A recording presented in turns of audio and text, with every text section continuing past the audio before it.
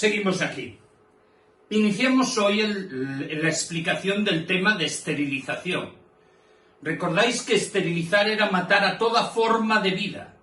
Por lo tanto, eliminábamos a esporas, a virus de todos los tipos, a micobacterias y a bacterias vegetativas. Probablemente no todos los medios de esterilización eliminen a los priones, aunque algunos sí lo hacen. Recordemos, de la misma manera que en desinfección teníamos medios físicos y medios químicos, la esterilización tiene la misma división. Hay una pregunta que se está imponiendo, es la garantía de que cuando practicamos una técnica de esterilización, ésta cumple sus objetivos. Y eso es lo que llamamos el nivel SAL, que significa la probabilidad de encontrar un objeto no estéril entre 1.000.000 de objetos. ¿Comprendido?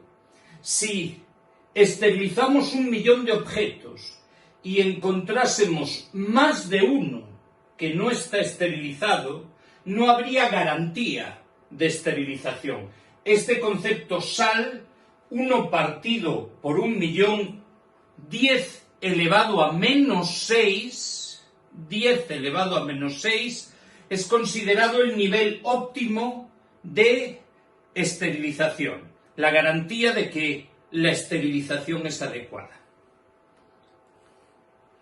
Bien, la esterilización física utiliza básicamente 3 agentes: el calor seco, el calor húmedo y las radiaciones, esta vez gamma. ¿Vale? Siempre será pregunta de examen los medios de cada tipo de agente esterilizante. Estamos hablando medios de calor seco, estamos hablando hornos, flameado o flambeado, incineración y tindalización. Estos son los 4 tipos de esterilización donde utilizamos calor seco: hornos, flameado, incineración y tindalización. En el calor húmedo utilizamos algo más que calor, y es la presión que ejerce el agua evaporada. Por lo tanto, en los medios de esterilización de calor húmedo nos encontramos con 2 agentes esterilizantes: la propia temperatura y la presión que ejerce el agua vaporizada contra las paredes de los contenedores de este calor húmedo. Aquí tenemos fundamentalmente el autoclave, que es el método más usado de los tradicionales. Calor seco, hablamos de hornos, es un método muy poco utilizado actualmente. ¿Vale?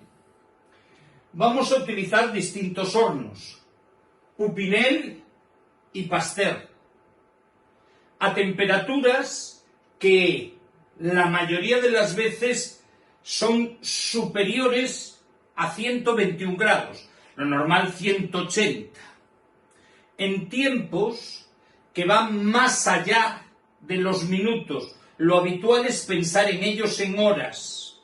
¿Comprendido?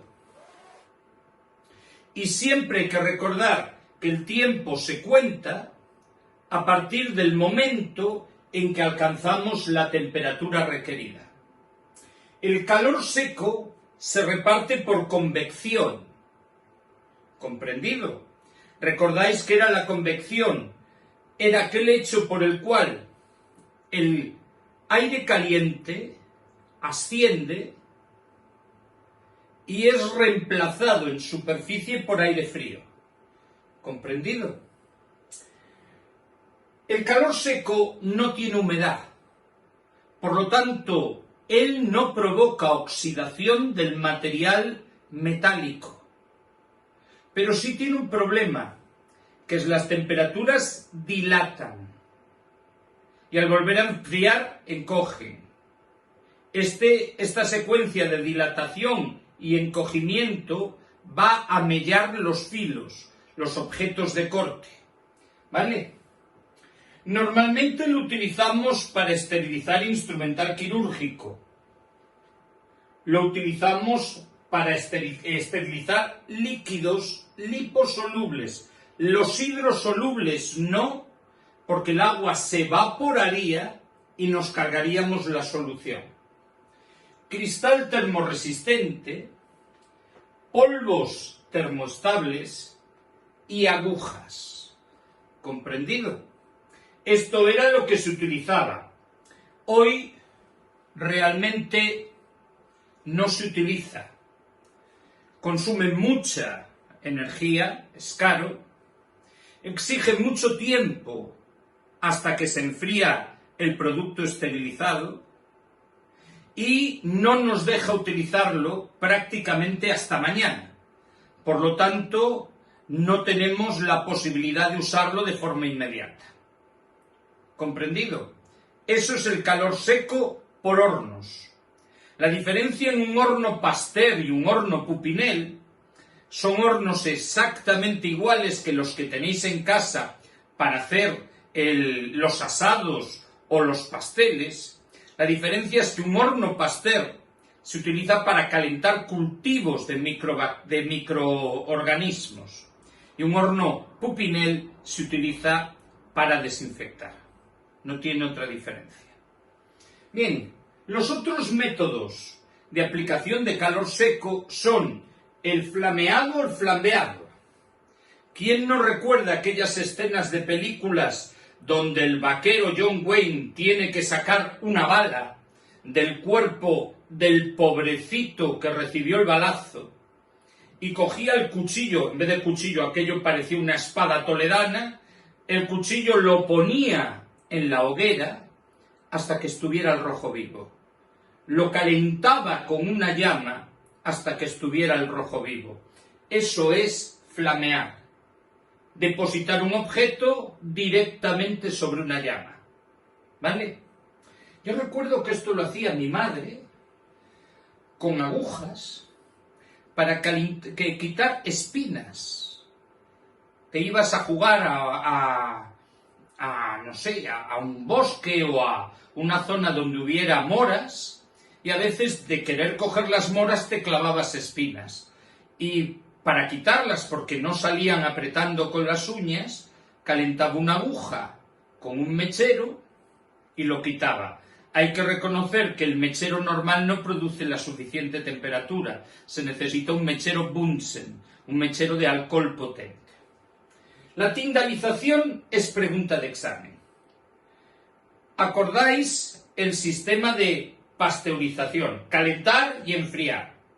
Pues Tyndall es parecido, pero calienta y enfría 3 veces seguidas. ¿Comprendido? Calentamos hasta 100 grados durante 30 minutos, como el protocolo de ebullición, y enfriamos. Y repetimos el proceso 3 veces. De esta manera, los bichitos que han sobrevivido al primer calentamiento y enfriamiento, los masacramos en el segundo y el tercero. Tyndall, o esterilización fraccionada, la T os dice 3 calentones, 3 administraciones de calor. Tyndalización. Y luego incinerar, que es quemar. Quemamos el material a una temperatura hasta reducirlo a cenizas. Este es el único medio, cuando se calienta a temperaturas muy grandes, de 900 grados, de acabar con los priones. Y 900 grados no los alcanzan todas las incineradoras. ¿Comprendido? Incineración, tindalización, flameado y hornos. Esterilización por calor seco. El calor húmedo. Utilizamos autoclaves, donde los agentes esterilizantes son 2, la temperatura y la presión del vapor. La temperatura oscila en más o menos estos valores, de un poquito más de 100 a un poquito menos de 150. Pero aquí la diferencia esencial está en que la aplicación de estos valores, de estas temperaturas, no se hace en horas, se hace en minutos, hasta 40 minutos. Al estar utilizando humedad, al estar utilizando vapor de agua, existe un riesgo de corrosión en el material metálico. Así que solo se podría utilizar con acero inoxidable y aún así se deterioraría un poco. Y lo utilizamos para esterilizar textil, metal, cristal, gomas, plásticos termorresistentes y agua destilada. ¿Comprendido? Pero recordar, siempre hay variedades de plásticos o de cristal que no soportan estas temperaturas. Siempre hay variedades de gomas que a temperaturas de 120 grados se funden. ¿Vale? Hay muchos tipos de autoclaves, pero los más recientes no esperan a que el agua que tienen en la parte de abajo se vaporice y eche por sí solo el aire, el oxígeno, sino que hacen un vacío previo para poder actuar más rápido. Si fueran los más clásicos de todos, serían como una olla express.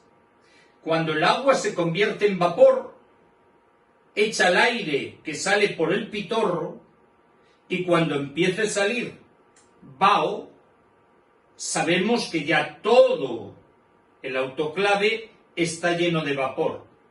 Lo cerramos y damos presión. ¿Vale?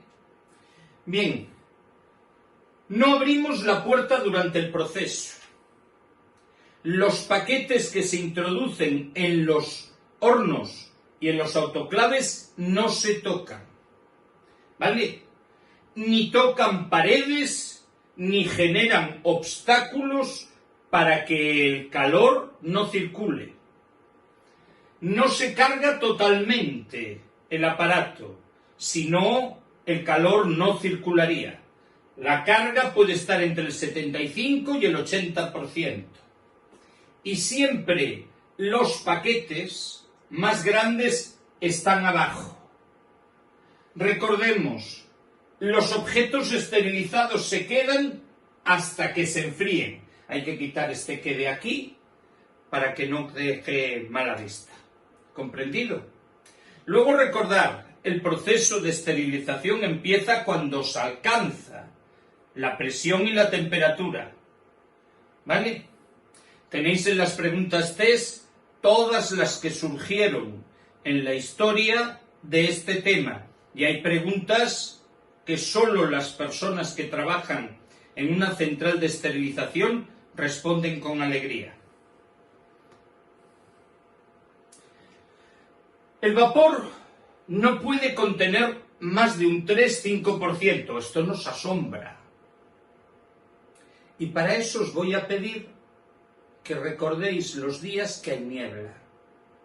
Cuando hay niebla, pasamos por esa niebla y nos quedamos mojados. Es que ese vapor de agua contiene mucha agua líquida. Si lo calentamos mejor y por lo tanto asciende, las nubes tendrían una proporción de agua líquida muy pequeña, incluso igual o menor a esta. Si el vapor tiene más agua, dejaría completamente humedecidos todos los paquetes y a la larga acabaría deteriorando su durabilidad. ¿Vale? Siempre hay que eliminar completamente el aire, porque si el aire genera presión, el vapor de agua no alcanza esas zonas donde hay aire. Los paquetes se colocan fundamentalmente sobre el lado más estrecho. Si los colocamos sobre el lado más ancho, hay una superficie que no sufrirá la acción de los agentes esterilizantes. Los textiles siempre en los estantes superiores. Esterilizamos los líquidos separados de los sólidos, no significa físicamente en cada tanda, sino en tandas diferentes, ¿vale? Y siempre los paquetes de plástico y papel en un canasto con el papel hacia abajo. ¿Comprendido? ¿Está claro? Bien. Para inactivar el Creutzfeldt-Jakob, los priones, no para matarlo, el autoclave no es capaz de matarlo, esto digamos que lo atonta. Utilizamos 132 grados durante 60 minutos. Como os decía, hay varios tipos de autoclave, ¿vale? Tenemos el autoclave que vacía el aire por gravedad, son los tradicionales, los que utilizan el desplazamiento gravitacional. Al ser empujados por el vapor de agua, el aire se va. Los autoclaves que tienen bombas que echan fuera el aire, los que hacen prevacíos. Y los autoclaves instantáneos que hacen ¡fum! Y en 30 minutos está el proceso hecho. ¿Entendido? Los autoclaves flash. Y ahora llegamos a las radiaciones gamma. La radiación gamma es una radiación radiactiva, ¿vale? No tiene un poder de radiactividad muy grande. Su principal virtud es la penetrabilidad. Atraviesa todos los objetos. ¿Comprendido? Enorme poder de penetración. Normalmente no tiene carga. Si no estaríamos hablando radiación alfa o radiación beta. Y lo que hacemos es, con un aparato que emite esa radiación neutrina, que penetre en los objetos. Y como no necesitamos calor, es una variante de esterilización en frío. Y la vamos a utilizar en todo ese material que no se puede calentar. El problema es que sus instalaciones son muy caras. ¿Vale? Esto es la esterilización física. Calor seco, calor húmedo y radiación gamma. Calor seco, hornos, tindalización, flameado y, ¿cómo se llamaba el cuarto? Tindalización, flameado e incineración. Calor húmedo, autoclave. Y luego radiación gamma. Esterilización en frío. Muy cara. ¿Comprendido? El siguiente tema, dentro de un poquito.